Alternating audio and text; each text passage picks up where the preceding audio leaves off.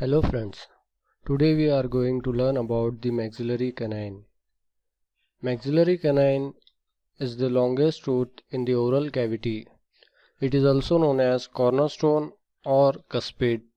The cusp is present on the incisal ridge. The canine is developed from the four lobes, out of which the three is present at the buccal side and one is present at the lingual side. There are total 4 canines found in the oral cavity, 2 in the maxillary arch and 2 in the mandibular arch. Talking about functions, maxillary canine assists the incisors and premolars in mastication, while tearing the food and seizing, slicing and chewing the food. It also helps in hunting and self-defense. In male carnivores, the canine teeth is noticeably longer than females.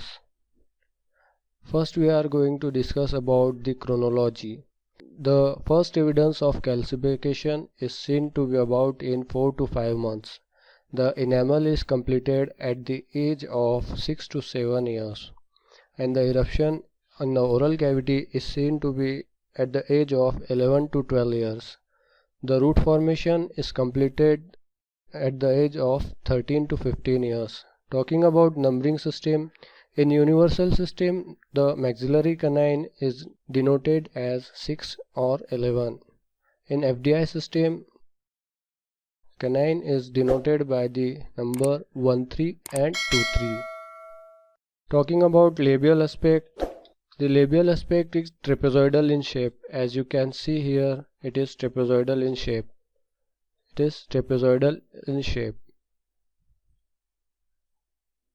Then the cervical outline is convex, which is directed toward the root. Here you can see the convex cervical outline which is directed toward the root. The contact area on the mesial side is present at the center of middle third.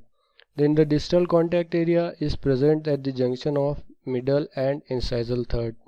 Talking about the mesial outline is convex from the cervix to the center of mesial contact area. It is convex, and the distal outline is found to be concave from the cervical area to the distal contact area. The root apex is distally curved. There is single conical root present. There is formation of the labial ridge on the labial surface of the maxillary canine due to well development of the middle labial lobe.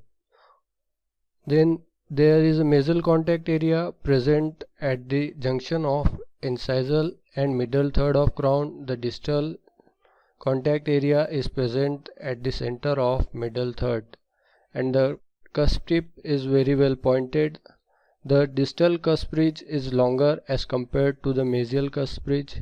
Here is all we need to know about the labial aspect. Now we are moving forward towards the lingual aspect. Talking about lingual aspect, the lingual aspect is also trapezoidal as we see in the labial aspect. The shape is trapezoidal and it is narrower lingually as compared to labial side. If we see here, it is narrow. The cervical outline is more curved as compared to the labial cervical line. Large cingulum is present. Maybe sometimes it can be developed into curves, which can be the anomaly. The mesial marginal ridge and distal marginal ridge are well developed. There is also found to be a lingual ridge in the center. As you can see here, it drawn in the red. There is a lingual ridge present sometimes, which separates the lingual fossa into two separate fossa named as mesial lingual fossa and distal lingual fossa. The lingual aspect, we see marginal ridges are well developed and there is a lingual ridge which separates the lingual fossa into two named as mesial lingual fossa and distal lingual fossa. After that, the cingulum is present, which is widest and largest among all the anterior tooth. Talking about mesial aspect, the mesial aspect is triangular in shape.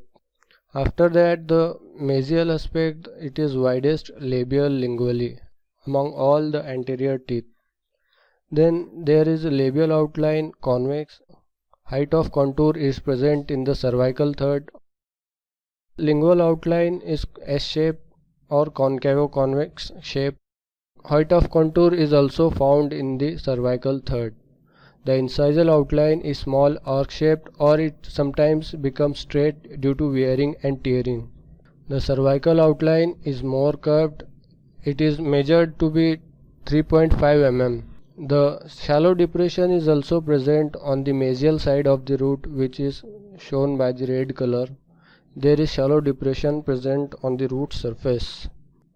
The mesial aspect is triangular, as you can see in the shape. If we draw a vertical axis to the root straightly, then the cusp tip is present labially toward the vertical root axis.